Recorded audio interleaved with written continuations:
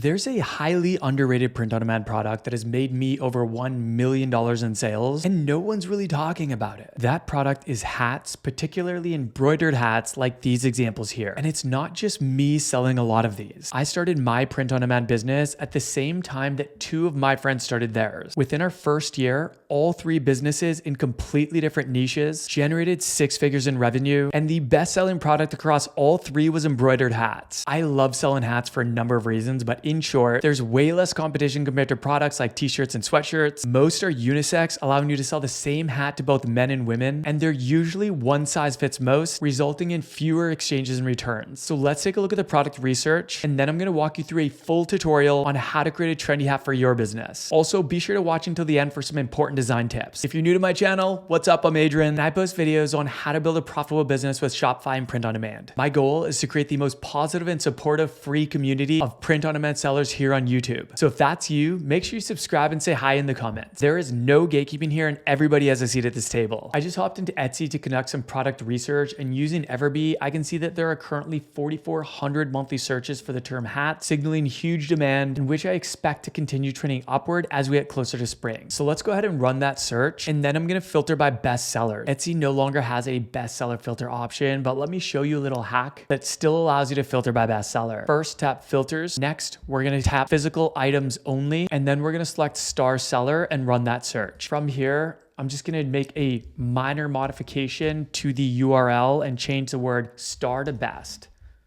As you can see, now it's filtered by bestseller. From here, I can see some of the best-selling hats right now. To get more data on these bestsellers, I'm just gonna select the product analytics tool in Everbee, and this is gonna allow me to sort the bestsellers by the estimated monthly revenue, which you can see here. This first hat here has an estimated monthly revenue of $15,000, so I'm gonna go ahead and tap on the Etsy listing to find more validation. Whoa, here I can see that it's currently in 132 carts, and 10 people have purchased this in the last 24 hours.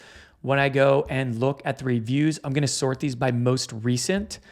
I can see that there are a number of recent reviews, and they just keep going. So now that we've done some research and looked at the data, let's create a trendy embroidered hat together. The first thing I'm gonna do is hop into Printify, select catalog, and then tap hats. From here, I can choose a hat that I wanna use. Let's go with this classic dad cap. I'm gonna go ahead and tap start designing, and this is gonna take me to the editor where I can find the print area size dimensions that I'm gonna take over to Kittle. So next, I'm gonna hop into Kittle, and I'm gonna select new project in the top right. Here, I'm gonna create a custom artboard size, which is 1200 by 675 pixels, which were the print area size dimensions that were recommended by Printify. Now that we've got our artboard ready, let's go ahead and create a trendy design for new dog moms inspired by the Etsy bestseller. It was a purely text-based design, so the first thing I'm gonna do is just select text. Here, there's a lot of templates that you can choose from, but I'm just gonna go ahead and select add headline. Next, I wanna change the font style to a block font similar to that bestseller that we were looking at. One of my favorite in Kittle is University. Let's go ahead and stretch that out quite a bit. Gonna center it a little bit. And I'm gonna start by changing the text.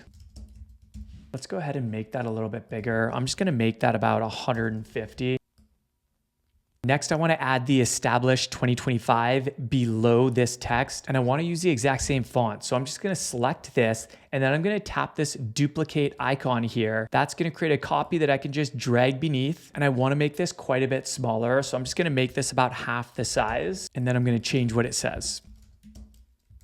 Next, I noticed that that bestseller had a little bit of an arch to the top text. So that's really easy to do in Kittle. I'm just going to select this here, tap transformation in the bottom right, and this is going to give you a bunch of different options. I'm just going to go ahead and select arch, and then from here you can actually adjust the curve. So I'm going to adjust this way down to something like 20%.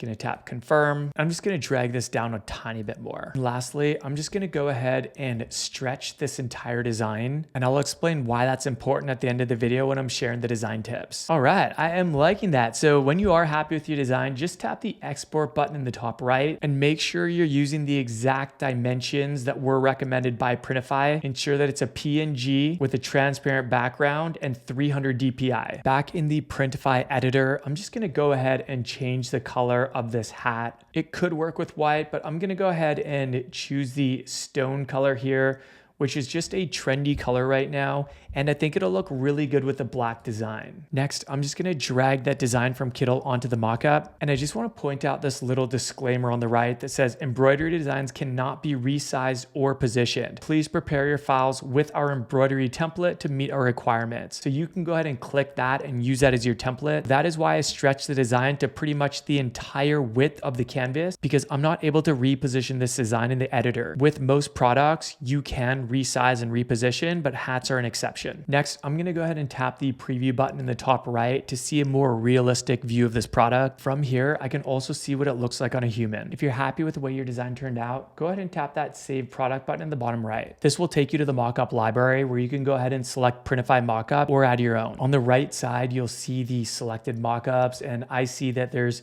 2 male mockups, but this hat is for women. So I'm gonna go ahead and get rid of those, and then I'm gonna add the female mockups. When you're happy with your mockup selection, go ahead and tap the Save Selection button in the bottom right. From this product details page, you're gonna wanna fill out all of the listing details and then tap the Publish button in the bottom right to have Printify automatically publish this to your Shopify store or whichever platform you're selling on. And now for those important design tips. Back in Printify's product editor, when you're first creating your hat, there's some important information on the left that I highly recommend checking out. The first thing they recommend is using designs with full shapes that are spaced from each other instead of having them squished together or overlapping. Second, they mention that the design should touch at least 2 sides of the template, otherwise it'll be scaled up to meet this requirement. That's why when I created the design, I stretched it from pretty much end to end. Just a heads up, with some print-on-demand providers like Printful, you can actually create really small designs that don't need to touch on 2 ends. And now that Printify and Printful have merged, I'm guessing that this feature will be available at some time down the road on Printify. Third, and this is very important, is that your designs should not contain